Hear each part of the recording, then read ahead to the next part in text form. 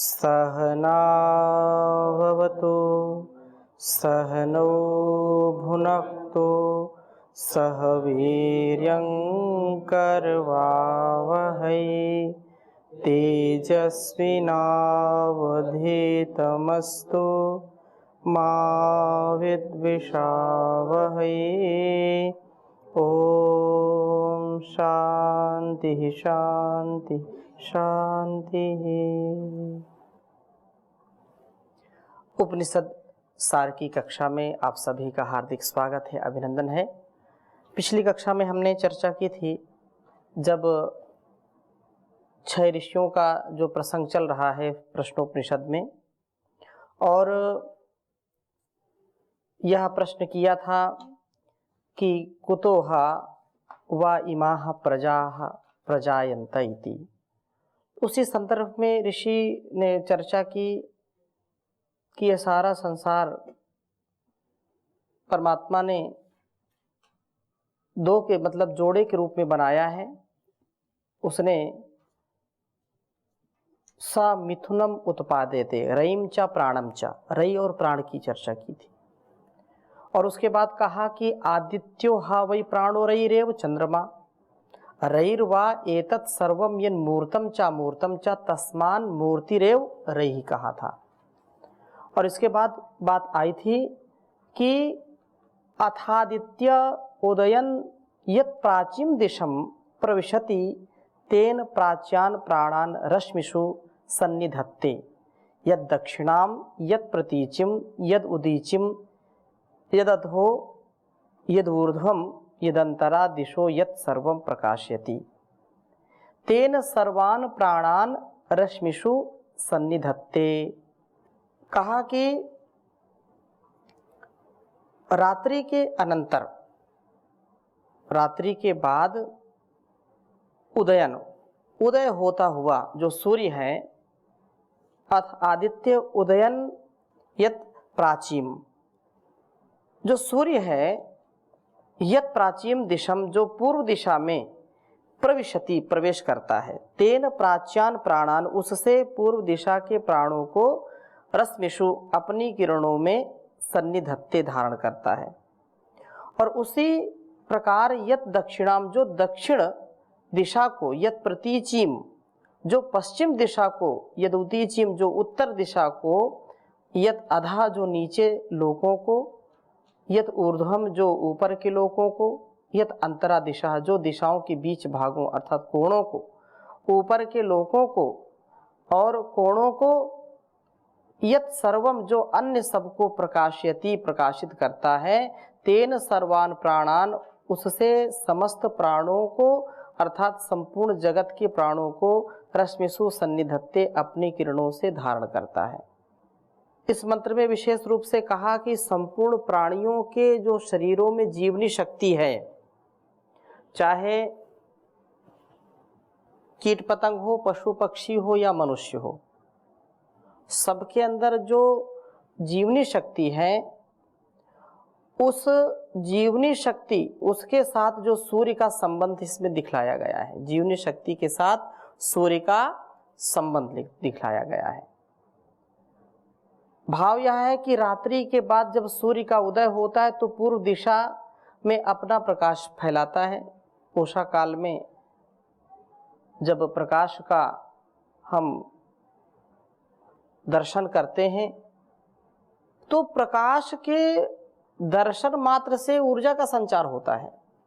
सूर्य के उदय होने से पशु पक्षी भी अपने अपने घोंसले से, अपने अपने स्थान से बाहर निकलने लगते हैं और मनुष्य भी उठ जाता है। मनुष्य को भी ऊर्जा का संचार उसके अंदर होता है और वह अपने कार्यों की प्रवृत्ति के लिए आगे बढ़ता है। यदि प्रकाश न हो तो उदासी रहती है, रहती कि नहीं रहती। लेकिन जैसे ही उषा काल हम देखते हैं, पूर्व दिशा में लालिमा देखते हैं तो मन प्रफुल्लित हो जाता है, मन प्रसन्नचित्त हो जाता है, उत्साह से परिपूर्ण हो जाता है और जीवनी शक्ति का सूर्य की किरणों से संबंध होकर उसमें नवीन स्फूर्ति आ जाती है।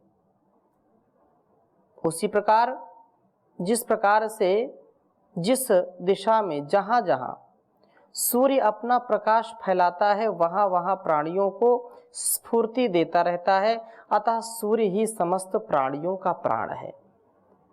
यदि हम सूर्य का प्रकाश ना पाएं, सूर्य के प्रकाश से अपने आप को ना जोड़ पाएं, तो अंधकार रहता है, और अंधकार, अज्ञान, अविद्या ये हमारे लिए दुखदाई है।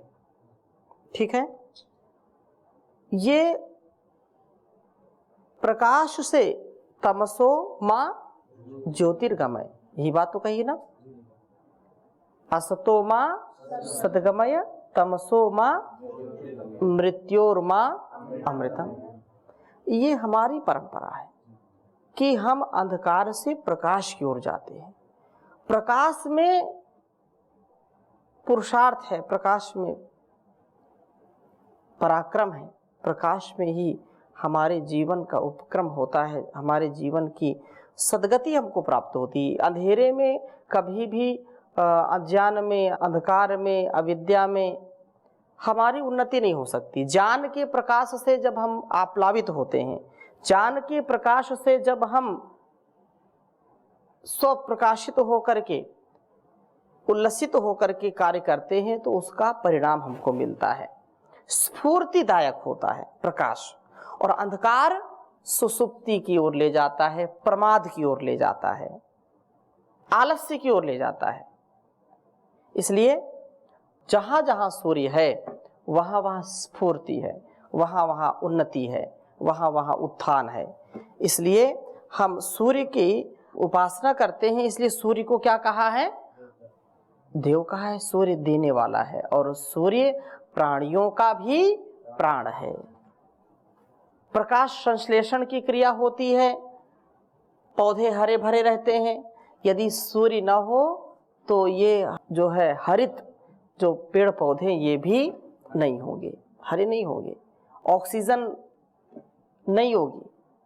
ठीक है ना, जो ऑक्सीजन है वह नहीं होगी, जो प्राणवायु है उसमें बहुत ज़्यादा फिर विकार आ जाएंगे। स एष वैश्वानरो विश्वरूपः प्राणो अग्निरुदयते तदेतत् ऋचा अभ्युक्तम्। सः एषः उदयते वैश्वानरः अग्निः विश्वरूपः प्राणः तदेतत् ऋचा अभ्युक्तम्। कहा कि वह यह सूर्य ही उदय होता है, जो कि वैश्वानर अग्नि अर्थात जठराग्नि को और विश्वरूप प्राण है। वही यह बात ऋचा के द्वारा आगे कही गई है। प्राणियों के शरीर में 13 प्रकार की अग्नियां हैं। कितने प्रकार की? 13 प्रकार की अग्नियां हैं। और शरीर में जो वैश्वानर नाम से कही जाने वाली अग्नि है उसको जठराग्नि बोलते हैं। क्या बोलते हैं? जठराग्नि, जिससे अन्न का पाचन होता है। यदि जठराग्नि हमारी प्रदीप्त नहीं होगी तो भोजन हजम नहीं होगा, और भोजन हजम नहीं है तो कितनी भी पौष्टिक चीजें हम खाएं वो हमारे लिए कल्याणकारी नहीं होंगी। पाचन तंत्र, हाजमा जब तक ठीक नहीं व्यक्ति का, तो कहते हैं कि खाया हुआ अपना नहीं होता है, पचाया हुआ अपना होता है। जितना आप पचा सकें उतना ही खाएं। तो जठराग्नि प्रदीप्त रहेगी, तो जठराग्नि प्रदीप्त है तो उससे रस, रक्त, मांस, मेद, मज्जा, अस्थि, शुक्र, वीर्य आदि धातुओं का निर्माण हो पाएगा।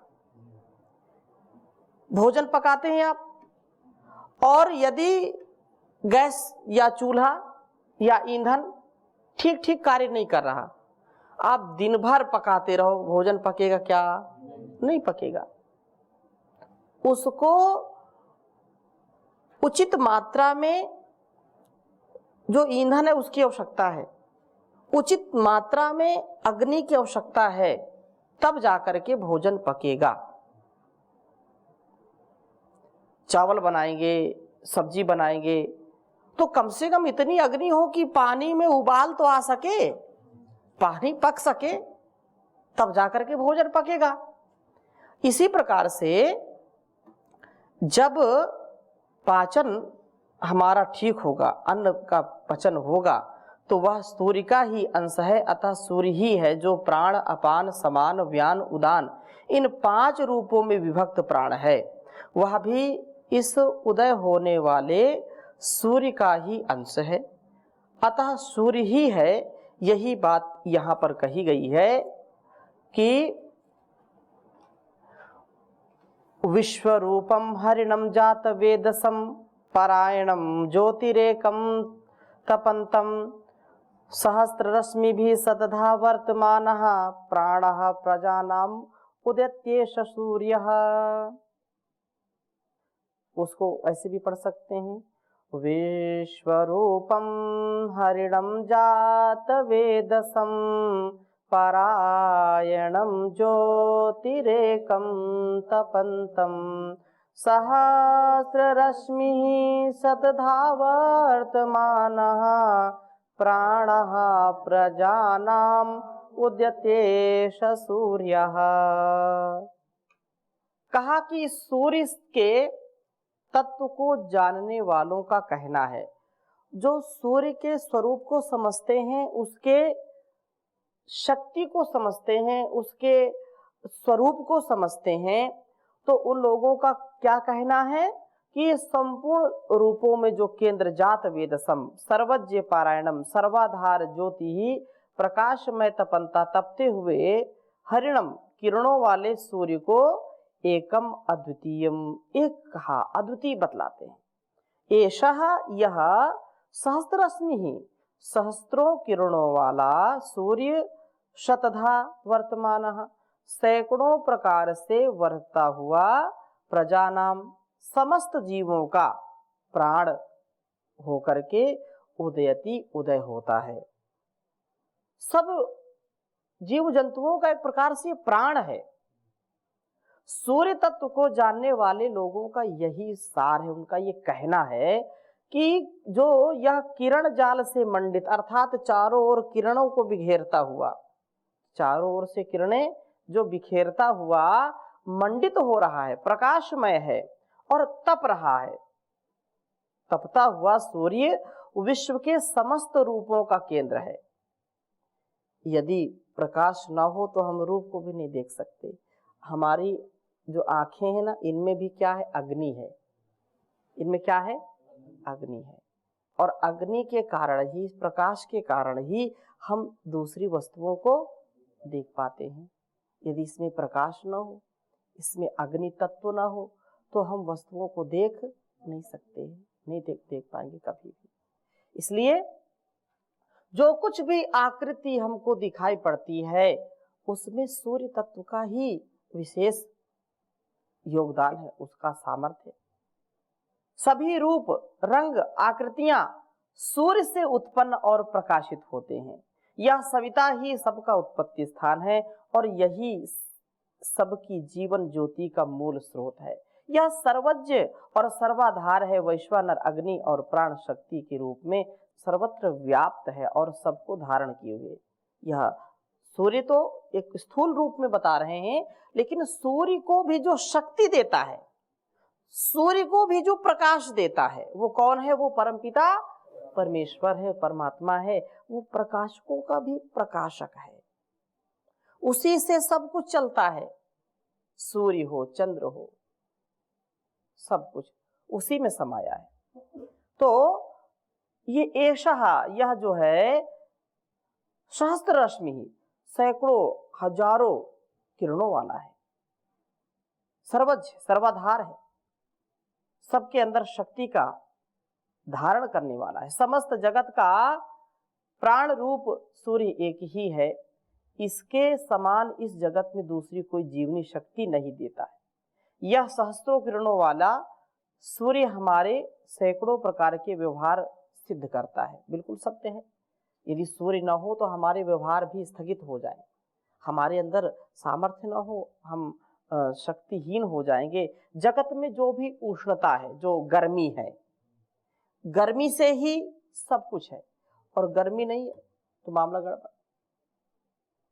हमारे अंदर भी शरीर में गर्मी है कि नहीं, और गर्मी के कारण ही हमारा शरीर चलता है, नहीं तो शरीर ठंडा हो जाएगा।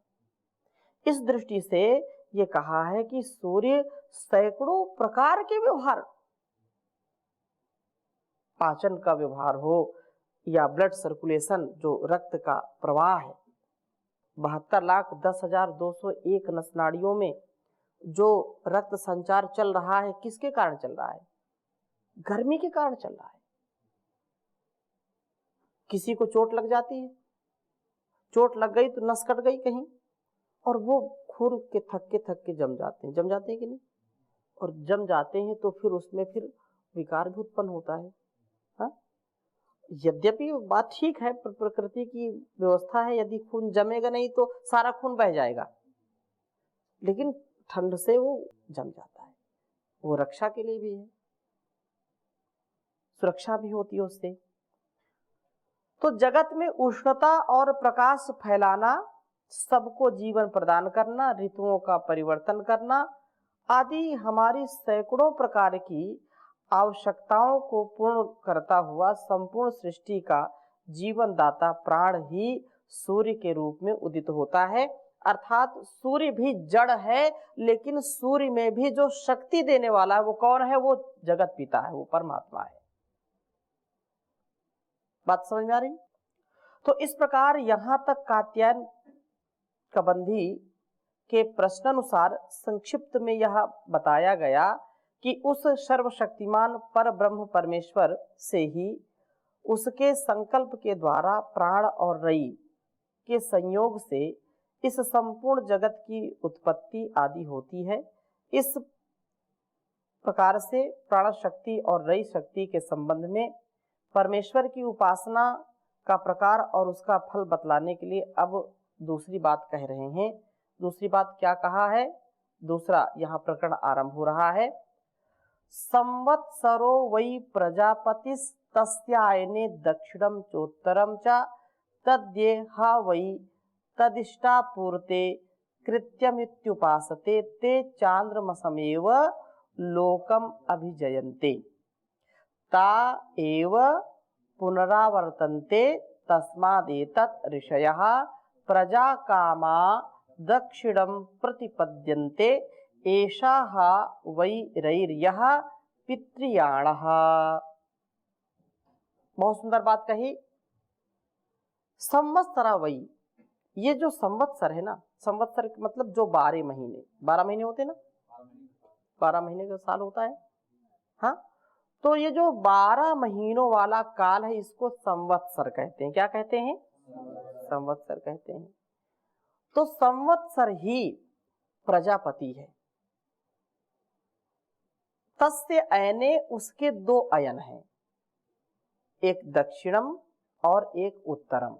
एक दक्षिणायन और एक उत्तरायण।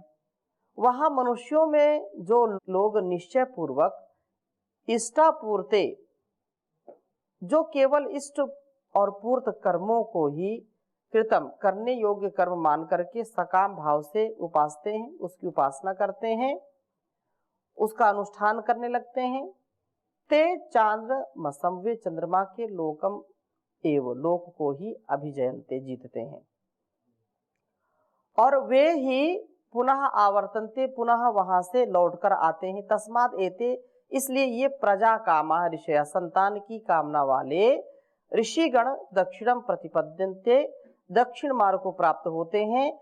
हा ऐसा वही रही, निसंदेह यही रही है, पितृयान, जो पितृयान नामक मार्ग है। अब समझने का और प्रयास करते हैं कि इस मंत्र में ये कहा कि परमात्मा को प्रतीक माना है संवत्सर का, और उसको प्रतीक बना करके उसके अंग रूप रई स्थानीय भोग्य पदार्थों के उद्देश्य से की जाने वाली उपासना और उसका फल बताते हैं। यहाँ पर भाव यह है कि 12 महीनों का संवत्सर रूप काल ही मानो सृष्टि के स्वामी परमेश्वर का रूप है। इसके 2 अयन हैं, एक दक्षिणायन एक उत्तरायण।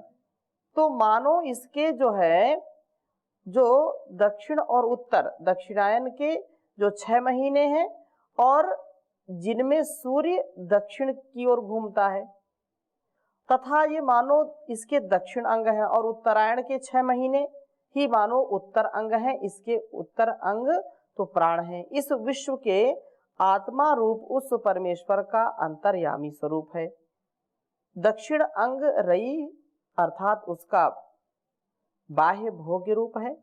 इस जगत में जो संतान की कामना वाले ऋषि स्वर्ग आदि सांसारिक भोगों में आसक्त हैं, वे यज्ञादि द्वारा देवताओं का पूजन करना, ब्रह्मांड एवं श्रेष्ठ पुरुषों का धन आदि से सत्कार करना, दुखी प्राणियों की सेवा करना आदि इष्ट कर्म तथा जो परोपकार के लिए कार्य किए जाते हैं, चाहे वो धर्मशाला खुलाना, कुआं जो है पहले बावड़ी बनाते थे पानी पीने के लिए, जलाशय बनाते थे, तो बाग बगीचा या अलग अलग विद्यालय औषधालय आदि का निर्माण करना, लोकोपकारी जो चिरस्थायी स्मारकों की स्थापना करना, ये पूर्त कर्मों को उत्कृष्ट कर्तव्य समझते हैं और इनके फल स्वरूप इस लोक तथा परलोक भोगों के उद्देश्य से इनकी उपासना करते हैं, अर्थात विधिवत अनुष्ठान करते हैं। यह उस संवत्सर रूप परमेश्वर के दक्षिण अंग की उपासना है। किसकी उपासना? ये दक्षिण अंग की। और इसी को ईशावास्य उपनिषद के असंभूति की उपासना के नाम से दैव पितर मनुष्य आदि शरीरों की सेवा बताया है। इसके प्रभाव से चंद्रलोक को प्राप्त होते हैं और वहां अपने कर्मों का फल भोग करके पुनः इस लोक में लौट आते हैं। यही पितृयाण मार्ग है। अब उसके आगे भी बता रहे हैं। ये तो पितृयाण मार्ग बता दिया जो पुनः इस लोक में आते हैं। ये कौन सा मार्ग है? पितृयाण। अथोत्तरेण तपसा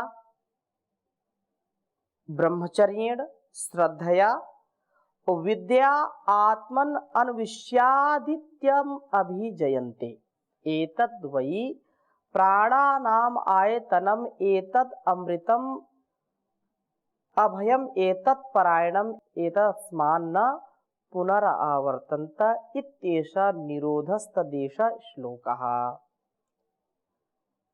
अब ये कह रहे हैं कि जो उपर्युक्त सकाम